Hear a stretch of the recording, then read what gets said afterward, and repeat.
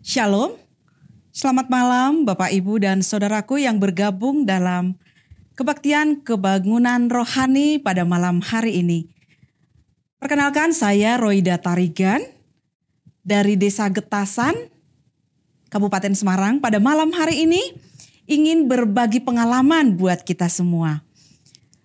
Bagaimana penyertaan Tuhan yang sangat luar biasa, yang memberikan ujian, tetapi ketika ujian itu ada, kita pun dapat menjadi berkat dan menjadi saksinya bagi orang lain.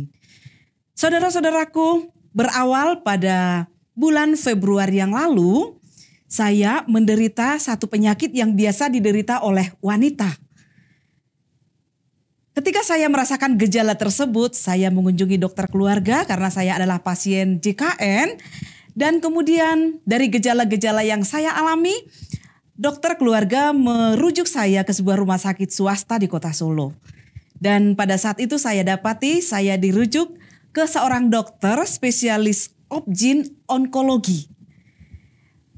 Pertama sekali saya berkunjung ke poli di rumah sakit tersebut, ke dokter spesialis obgyn onkologi. Ketika di USG memang terdapat di bagian tubuh saya kista ovarium di sebelah kiri. Dan dokter pada saat itu langsung menjelaskan kepada saya bahwa kista yang saya derita itu, yang terdapat dalam tubuh saya, sudah berukuran cukup besar, yaitu 7 x 6 x 6 cm. Dan dokter menyatakan bahwa kista tersebut harus dioperasi. Tetapi mendengarkan kata operasi saya sangat takut. Saya cemas, khawatir. Tetapi dokter memberikan kekuatan kepada saya, memotivasi bahwa operasi itu gak apa-apa. Memang harus itu jalan yang terakhir. Ketika saya meminta waktu kepada dokter, berikan waktu saya berpikir dok. Dokter pun memberikan waktu selama 1 bulan. Jadi setiap minggu, sekali seminggu saya berkunjung ke poli dokter tersebut. Dan selalu dokter tanyakan apakah ibu udah siap. Nah di akhir Februari baru saya memberikan jawaban, saya katakan saya siap. Kemudian dijadwalkan ke bagian operasi. Nah, ketika di akhir Februari saya daftarkan di bagian operasi, ternyata saya sudah mendapatkan jadwal hanya dalam antrian 1 bulan, saya mendapatkan jadwal operasi di tanggal 5 bulan April. Jadi hanya dalam tempo 1 bulan, saya sudah mendapatkan jadwal. Sementara pasien-pasien yang lain ada banyak mereka menunggu cukup lama, bahkan sampai 3 bulan mereka menunggu antrian untuk dapat jadwal operasi. Kemudian saya coba katakan kepada dokter, dok saya ditunda saja bulan Juni atau bulan Juli saja. Tetapi dokter menjelaskan kepada saya, ibu kenapa? Pasien yang lain itu justru minta supaya menjalani operasi itu lebih cepat karena mereka sudah merasa kesakitan. Dan ternyata saudara-saudaraku, tidak jarang dari antara pasien-pasien dari pasien dokter yang sama itu, mereka oleh karena kesakitan dan menunggu jadwal operasi yang cukup lama, mereka harus menjalani operasi secara mandiri, biaya mandiri. Jadi mereka bayar sendiri dengan biaya yang lumayan besar. Tetapi saya dalam waktu 1 bulan, itulah luar biasa Tuhan, tuntunan Tuhan. Akhirnya saya berpikir lagi, saya berdoa Tuhan, pastilah ini adalah tuntunan Tuhan. Tuhan memberikan waktu yang begitu singkat, dalam waktu 1 bulan saya sudah dijadwalkan untuk menjalani operasi. Akhirnya saya pun mengikuti sesuai dengan jadwal yang sudah ditetapkan oleh rumah sakit. Pada tanggal 4 bulan April, tepatnya hari Selasa, saya mulai menjalani rawat inap di rumah sakit tersebut. Untuk ada tes darah, masih ada rongsen dan lain sebagainya. Nah pada saat itu, pada hari Selasa itu di sore hari, saya mendengarkan ada seorang pasien di kamar saya, di sebelah tempat tidur saya, sedang menerima penjelasan dari dokter spesialis dalam. Dokter itu menyatakan kepada ibu tersebut bahwa ibu tersebut terdapat di ginjal sebelah kiri ada kista. Dan ginjal sebelah kiri itu harus diangkat. Dan yang lebih memprihatinkan lagi, ginjal sebelah kanan pun ternyata sudah terjadi pengapuran. Dan dokter menyatakan ini ginjal sebelah kiri harus diangkat oleh karena takutnya kista atau tumor ini adalah ganas. Kalau ganas maka ibu akan menjalani operasi yang kedua kali. Akhirnya mau tidak mau ibu itu harus menerima. Nah, ketika saya melihat wajah dari ibu itu, karena saya mencoba untuk berbicara dengan ibu tersebut, kemudian ibu kelihatan wajahnya itu seperti banyak sekali beban.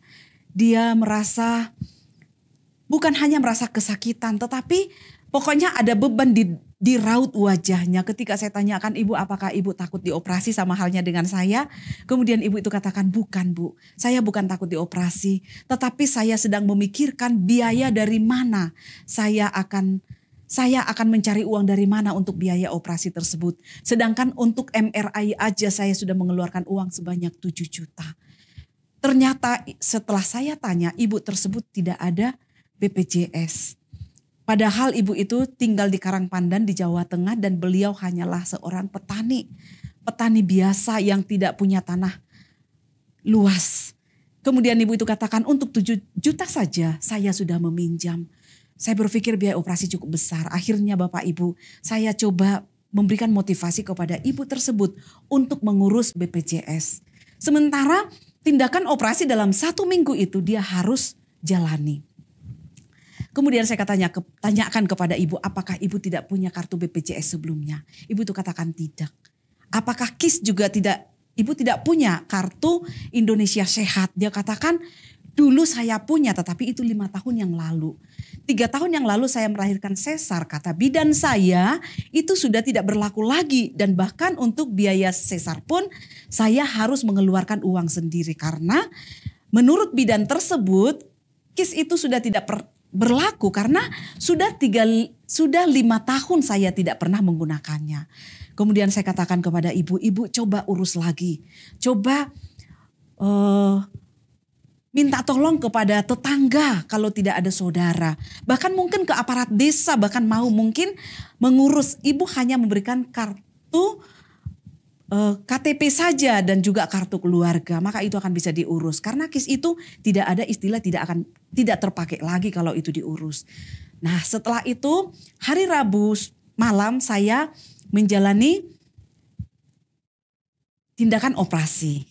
Setelah dari ruang operasi, saya masuk kamar tetapi bukan lagi sekamar dengan ibu tersebut. Saya sudah berpindah ke kamar yang lain. Nah, singkat cerita, setelah dari hari Selasa saya di rumah sakit, setelah 5 hari, hari Minggu saya harus pulang dari rumah sakit. Ketika saya hendak mau pulang, suami saya mencoba pergi ke kamar di mana ibu itu berada dan kamar saya sebelum operasi, mau pamit kepada ibu tersebut. Ternyata ibu itu juga sudah menjalani operasi. Dan yang dikatakan oleh ibu itu kepada suami saya adalah, Bapak, sampaikan ucapan terima kasih saya kepada ibu. Ibu sudah diutus oleh Allah untuk bertemu dengan saya dan memberikan motivasi kepada saya. Sehingga ternyata ketika diurus, kartu KIS saya masih bisa dipakai. Dan tindakan operasi yang saya jalani ini, saya tidak mengeluarkan uang 5 rupiah pun karena semuanya di cover oleh pemerintah. Sungguh saya berterima kasih, keluarga saya berterima kasih kepada ibu karena ibu sudah menolong saya. Bapak, ibu dan saudaraku, bukanlah saya pribadi yang menolong ibu itu. Berarti ada rencana Tuhan di balik ketika saya minta supaya operasi saya ditunda ke bulan Juni sampai Juli. Dan dokter mengatakan harus secepatnya. Kenapa ibu harus menunda? Dan akhirnya saya mengikuti sesuai dengan jadwal yang ditetapkan oleh rumah sakit, yaitu tanggal 5 April. Ternyata ada rencana Tuhan yang indah di sana supaya saya dipakai oleh Tuhan untuk dapat menyampaikan kabar baik ini, menolong ibu tersebut supaya bisa meringankan beban dia akan uang untuk biaya operasi. Saudara-saudaraku, ternyata di balik ujian yang kita hadapi, Tuhan memakai kita sangat luar biasa untuk menjadi saksi dan bahkan menjadi berkat bagi orang lain. Dan ibu itu setelah itu kita ajak berdoa pun dia mau. Kita kunjungi pun dia mau, sangat luar biasa. Dan saya dapati setelah saya dioperasi, ternyata hasil patologi menyatakan bahwa kista yang saya derita adalah jinak. Wah, luar biasa. Di situ saya bersuka cita lagi bagaimana tuntunan Tuhan itu sangat luar biasa. Pertolongan Tuhan sangat luar biasa buat saya pribadi. Dan saya dipakai oleh Tuhan juga untuk dapat menjadi berkat kepada ibu itu dan juga menjadi saksi baginya. Baik Bapak, Ibu dan Saudaraku, jangan pernah berkecil hati ketika ada pergumulan dan ujian dalam hidup kita. Karena di balik ujian dan pergumulan sekalipun ada rencana Tuhan yang indah supaya kita dapat menjadi berkat bagi orang-orang yang ada di sekitar kita. Tuhan memberkati kita semua. Amin.